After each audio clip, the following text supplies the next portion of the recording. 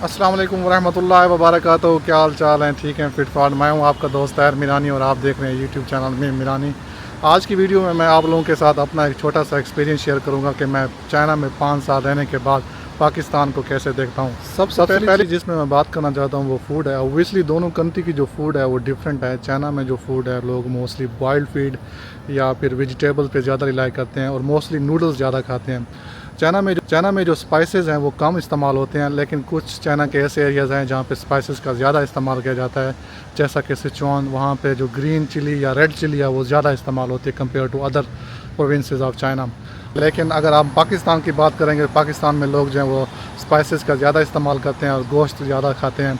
और दूसरी बात, यहाँ पे पाकिस्तान में कार्बोहाइड्रेट्स, लेकिन रोटी जो है वो ज़्यादा खाई जाती है, जिसकी वजह से पाकिस्तान में 2 प्रॉब्लम्स हैं। एक ओबेसिटी का और दूसरा प्रॉब्लम है डायबिटीज़। डायबिटीज़ का प्रॉब्लम इसलिए है क्योंकि पाकिस्तान में लोग जो है वो शुगर ज़्यादा इस्तेमाल करते हैं, जिसकी वजह से पाकिस्तान में ओबेसिटी और डायबिटीज़ के ज़्यादा प्रॉब्लम है।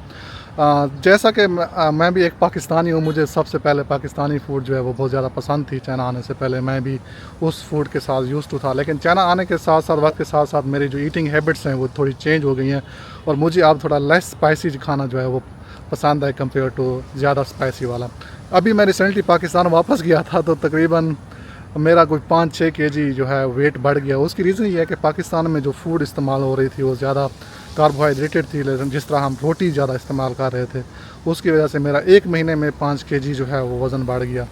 तो दूसरी चीज़ जिसमें मैं बात करना चाहता हूँ वो है प्राइस कंट्रोल। चाइना में जो प्राइस कंट्रोल होता है चीज़ों का, मसलन गैस हो गई, बिजली हो गई या रोज़मर्रा की जितनी भी चीज़ें हैं वो थोड़ी बहुत ही कम मार्जिन लेवल पे मेरे ख्याल में इंक्रीज़ हुई हैं। मे भी हम कह लें कि 0.001% इंक्रीज़ हुई 5 साल में। लेकिन मैं अभी पाकिस्तान वापस गया, पाकिस्तान में जो प्राइसेस थी चीज़ों की, पेट्रोल की, बिजली की या रोज़मर्रा की जितनी भी चीज़ें थी वो बहुत ही ज़्यादा हाई लेवल पे थी। और मेरे ख्याल में पाकिस्तान में पिछले 2 साल में इन्फ्लेमेशन रेट जो है वो तकरीबन कोई मेरे ख्याल में 57% बढ़ गया है। और उसकी रीज़न ये है कि पाकिस्तान में जो इकोनॉमिक सिचुएशन है वो ज़्यादा अच्छी नहीं है, और लेकिन चाइना में जो इकोनॉमिक सिचुएशन है वो बहुत ही बेहतरीन है। लोगों को रोज़गार मिल रहा है और रोज़गार मिलने की वजह से इकोनॉमिक स्टेबल है और जो जितनी भी प्राइसेस हैं वो ज़्यादा बढ़ नहीं रही। अच्छा, तीसरी चीज़ जिसके बारे में मैं बात करना चाहता हूँ वो ट्रांसपोर्टेशन है। चाइना में ट्रांसपोर्टेशन जो है वो मोस्टली लैग करती है बसेस से लेकर हाई स्पीड रेल तक और इवन प्लेन्स तक। चाइना में जितनी भी पब्लिक ट्रांसपोर्ट है वो सारी गवर्नमेंट की ट्रांसपोर्ट है। यहाँ पे प्राइवेट ट्रांसपोर्ट बिल्कुल ना होने के बराबर है, क्योंकि अगर आपने यहाँ पे गाड़ी लेनी है, नहीं लेनी, तो आपको ट्रांसपोर्टेशन का कोई मसला नहीं होगा, क्योंकि यहाँ पे बसेस भी हैं आपके लिए, यहाँ पे आपके लिए सबवे भी है, यहाँ पे आपके लिए हाई स्पीड रेल भी है और यहाँ पे आपके लिए एरोप्लेन्स है। और जितनी भी इनकी प्राइसेस होती हैं वो नॉर्मल रेंज में होती है, क्योंकि अगर आपने तकरीबन कोई 3 किलोमीटर का सफ़र करना है तो आपके लिए बसेस अवेलेबल हैं जो 1 युआन लेगी आपसे और आपको अपनी मंजिल पर पहुंचा देगी। अगर आपने सबवे में जाना है 2 युआन से लेकर 6 युआन तक, सबसे ज़्यादा आप पूरा सिटी जो है उसमें मूव कर सकते हैं। और एक सिटी से दूसरे सिटी में यहाँ से ट्रेन चलती हैं या फिर हाई स्पीड रेल चलती हैं जिनकी स्पीड तकरीबन कोई 300 किलोमीटर पर घंटा रफ्तार से ज़्यादा होती है।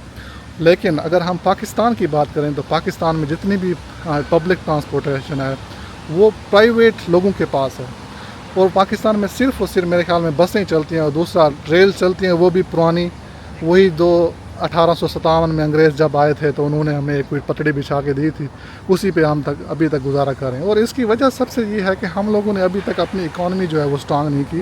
और चौथी चीज़ जिसमें मैं बात करना चाहता हूँ वो सिक्योरिटी। बहुत सारे लोग यार मुझसे यही सवाल पूछते हैं कि यार चाइना कोई सेफ़ कंट्री है, तो उनको मैं आज जवाब देता हूँ येस, चाइना जो है बहुत ही सेफ़ कंट्री है। यहाँ पे इवन मैंने तकरीबन 5 साल में इक्का दुक्का कोई पुलिस वाले बाहर देखे होंगे। यहाँ पे कोई किसी को तंग नहीं करता, हर कोई अपने काम से काम रखता है। और इवन दो कि यहाँ पे आप लोग रात को 12 बजे, 1 बजे, 2 बजे बाहर जाएं, कोई आपको कुछ नहीं कहेगा, क्योंकि यहाँ पे जो भी जगह है ना वहाँ पे सारे सिक्योरिटी कैमराज लगे हुए हैं, सीसीटीवी कैमरा लगे हुए हैं, वो आपकी एक्टिविटी जो है वो कंट्रोल कर रहे हैं। और हर गली में लेके हर बड़ी सड़क तक, हर इशारे, हर चौक तक यहाँ पे सीसीटीवी कैमरे लगे होते हैं। और यहाँ पे जो पब्लिक सिक्योरिटी है वो बहुत ही ज़्यादा है यहाँ पे। इवन तो कि यहाँ पे कह लें कि ना एक परिंदा भी पर नहीं मार सकता।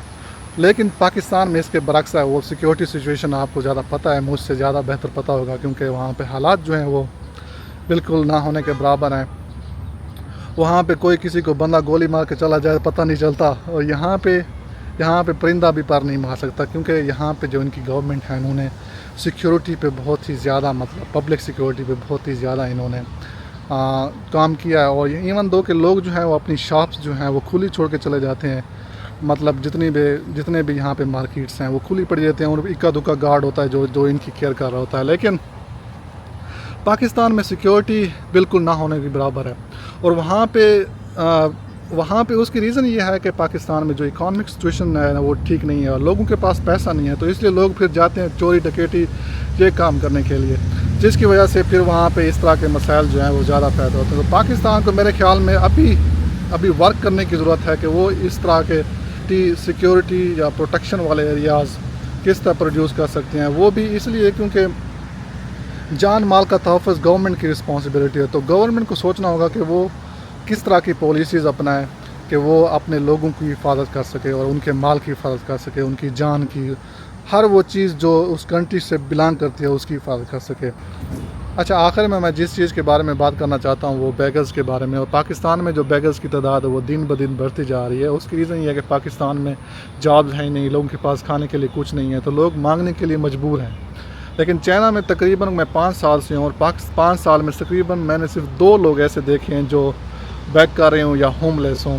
और उसकी रीज़न ये है कि यहाँ पे लोगों के पास रोज़गार है, लोग अपना काम करना पसंद करते हैं और लोग हाथ फैलाना पसंद नहीं करते। इसकी वजह से ये वैसे भी मशहूर है कि चाइना में लोग जो पैसे को खुदा मांगते हैं, और पैसा ही इनके लिए सब कुछ है। तो इसलिए ये काम, कोई भी काम छोटा बड़ा या किसी भी तरह का काम है, उसको करने में हर्ज महसूस नहीं करते जहाँ से पैसा आ रहा हो। लेकिन पाकिस्तान में इकोनॉमिक सिचुएशन ठीक नहीं है, तो इसकी वजह से लोगों के पास रोज़गार नहीं है, अनएम्प्लॉयमेंट जो है वो पीक पे है। नौजवान तबका जितना भी है पाकिस्तान का वो दूसरे ममालिक में मूव करने के लिए तगोदोद कर रहा है या मूव हो गया है बहुत ज़्यादा। तो उसकी रीज़न ये है कि पाकिस्तान में बिल्कुल जॉब्स हैं ही नहीं, और जॉब्स ना होने की वजह से जो लोग बाहर कर जा सकते हैं वो जा रहे हैं, जो नहीं जा सकते फिर वो इसी काम पे आ गए हैं।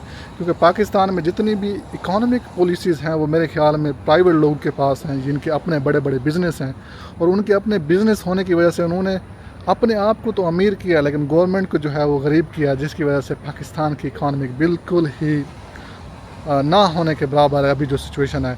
इसी वजह से हमें बार बार IMF के पास जाना पड़ता है या किसी और कंट्री की हेल्प लेनी पड़ती है अपनी इकानमी या कंट्री को रन करने के लिए। तो आज की वीडियो मैं उम्मीद करता हूँ कि आपको पसंद आई होगी। अगर यार कोई बात बुरी लगी हो तो उसके लिए माज़रत, क्योंकि ये मेरा एक छोटा अपना पर्सनल एक्सपीरियंस था। तो मिलता हूँ आपको अगली वीडियो में, तब तक के लिए अल्लाह हाफ़िज़।